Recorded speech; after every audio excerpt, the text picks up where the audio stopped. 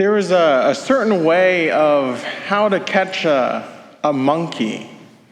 And they said that to catch a monkey, you have to get a jar that's big enough where he can fit his hand in, but small enough that if his fist is there, he can't grab it out.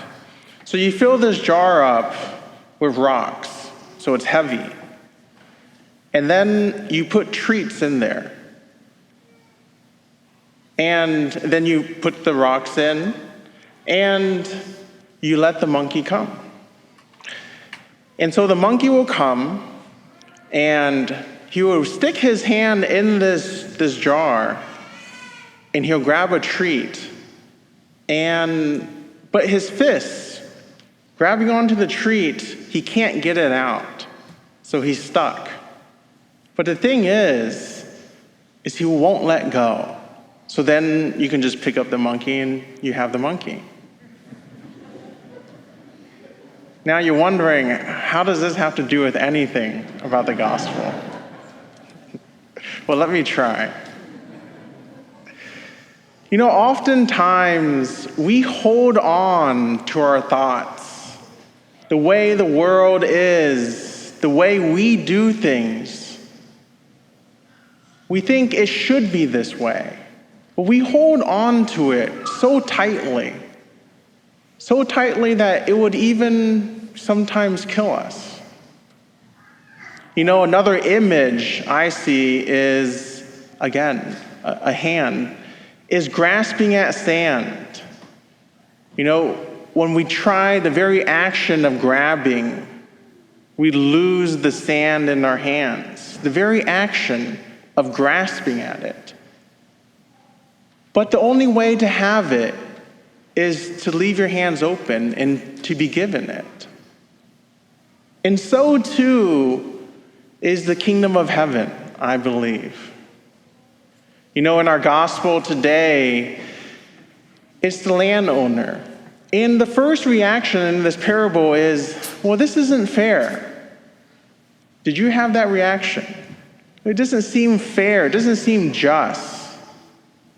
How is it that the person who worked all day long in the heat gets paid the same amount as the person who works an hour in the evening? But the parables are supposed to shake the way we think. It's supposed to kind of upset you. And if you have that, then concentrate on it, because that's the point of the parable. In the parable, he clearly puts the last people first, so that the first people can see, and then their reaction is our lesson. Because the thing is it is just. That's what he says. Did I not give you what we agreed on? Yes. Then why can I not give of my own to this person? The big thing for us is what's fair, what's just. But this is just. But the thing is there's great mercy within it. Our first reading today shows us that our ways are not the ways of God, and his thoughts are not ours. And that's what it says. It's amazing because in Isaiah, it speaks about how close the Lord is to us, how that we should come to him, but yet how distant our thoughts, our ways are from him. It's the paradox of how close we are to him, that we can have a relationship with him, but how so different we are. Another image of this can also be of when we are children. When we are children, we think our parents are punishing us when we have to eat our broccoli. Or if we have to go to sleep early, or we have to do these things. We don't understand it, do we?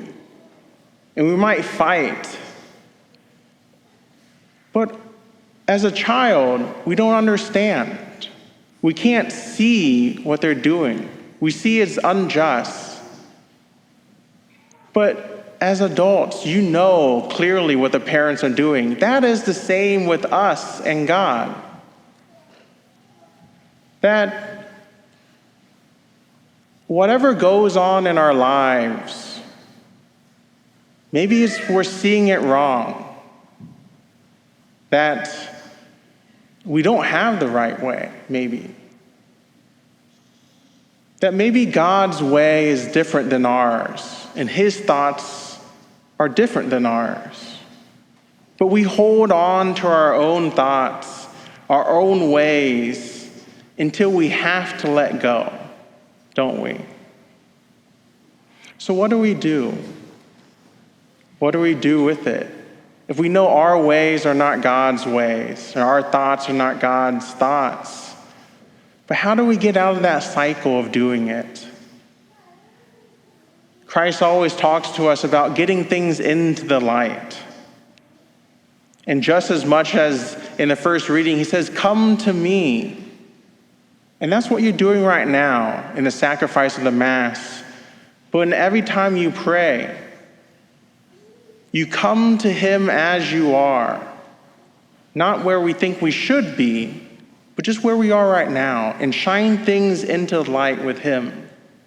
Let his mercy and love wash over you. Just receive it. But it takes time. It takes time to let go. So if you're anxious about the world today, come to the Lord. Lay it down at his feet. If you're angry, then come to the Lord. Be angry at the Lord. But he says, just come to me. If you're suffering and you're sad, come to him.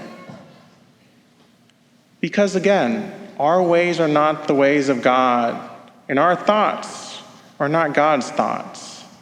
But if we open ourselves up to him, amazing things will happen. So as you come before the Lord today, where Christ is truly present before you in the Eucharist, let us continue to ask the Lord for the strength and the courage to come as we are to him, to lay our lives, our thoughts, our actions at his foot, and let his love and mercy wash over us. Amen.